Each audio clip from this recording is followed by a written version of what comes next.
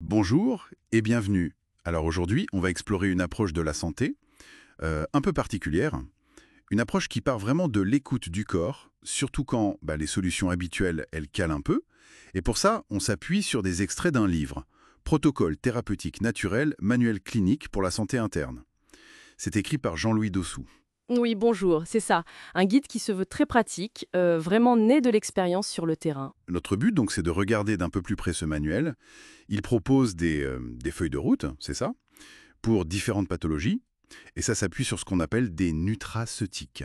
Tout à fait. Et il faut le dire, c'est pas juste de la théorie. L'auteur Jean-Louis Dossou, il compile là plus de 15 ans d'expérience. Oui, c'est ça. 15 ans de pratique, notamment avec les compléments alimentaires d'une marque spécifique, Forever Living. D'ailleurs, ce livre fait partie d'une série assez impressionnante, plus 50 livres sur la santé interne. Absolument. Et l'idée centrale, on la trouve tout de suite dans la préface, et elle est forte. Ah oui, C'est ce n'est pas la maladie qu'il faut attaquer, mais le terrain qu'il faut restaurer. restaurer le terrain. Intéressant. Oui, et restaurer le terrain, dans cette vision des choses, c'est bien plus que juste calmer un symptôme, quoi. C'est vraiment chercher à rétablir tout l'équilibre. La digestion, comment on absorbe les choses, le drainage, l'immunité, l'énergie vitale, c'est global. Cette notion de terrain, c'est assez fascinant. Ça veut dire que des problèmes très différents pourraient venir d'un même déséquilibre de base, en quelque sorte. C'est un peu l'idée, oui. Mais alors, concrètement, comment le livre propose d'agir? C'est quoi la méthode derrière? Alors, la méthode est assez structurée, progressive. En général, il y a 3 grandes phases. La première phase, elle est quasi systématique, c'est restaurer le confort digestif. D'accord, logique. Oui, l'auteur dit même, et l'image est parlante, un tube digestif en feu ne peut absorber ni nutriments ni vie. C'est vraiment la base. La base, ok. Et après? Ensuite, la deuxième phase, elle vise plutôt à renforcer le système immunitaire et la vitalité au niveau cellulaire. Et la troisième phase, c'est là qu'on devient plus spécifique au problème.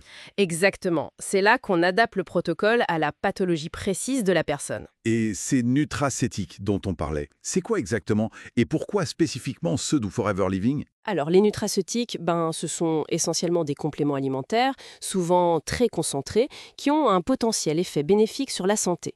Et ici, oui, l'auteur s'appuie très clairement sur son expérience longue et spécifique avec les produits de la gamme Forever Living.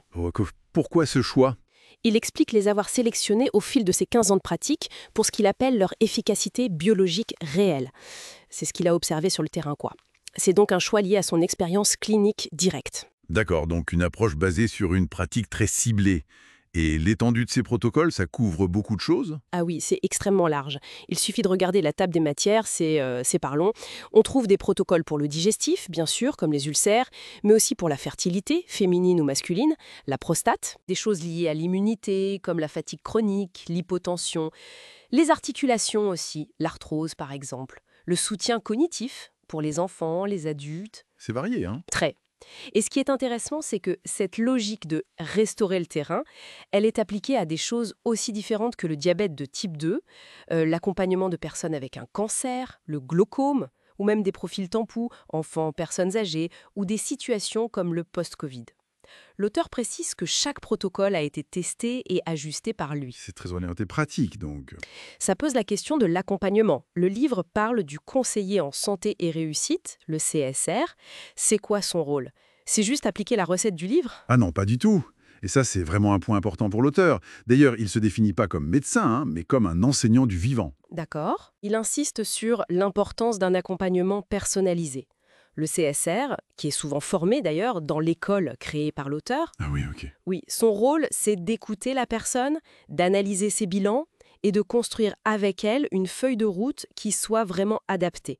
C'est pas du tout une application mécanique des protocoles du livre. C'est un suivi individualisé, basé sur les principes et l'expérience décrits. Ok, donc une méthode claire, mais qui demande une adaptation fine à chaque personne. Du coup, à qui s'adresse ce manuel, finalement? Aux professionnels de santé seulement? D'après ce qu'on lit dans la dédicace et la préface, ça vise un public assez large. Bien sûr, les praticiens de santé naturelle, les conseillers CSR, qui sont formés à cette méthode spécifique, mais aussi les parents, les aidants, et les personnes lambda, en quelque sorte. Oui, et plus largement, il le dit, toute personne décidée à redevenir actrice de sa propre santé. L'objectif affiché, c'est vraiment de proposer une démarche qui soit accessible, éprouvée et cohérente, toujours issue du terrain. Donc pour résumer, ce livre se présente un peu comme une boîte à outils cliniques, quoi.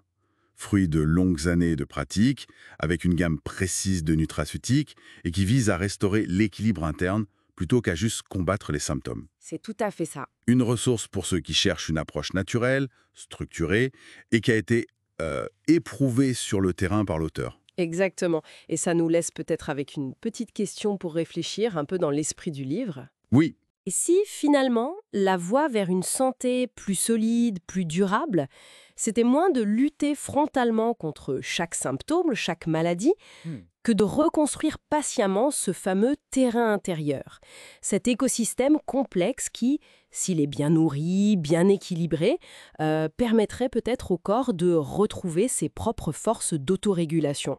Une piste intéressante à méditer, en effet.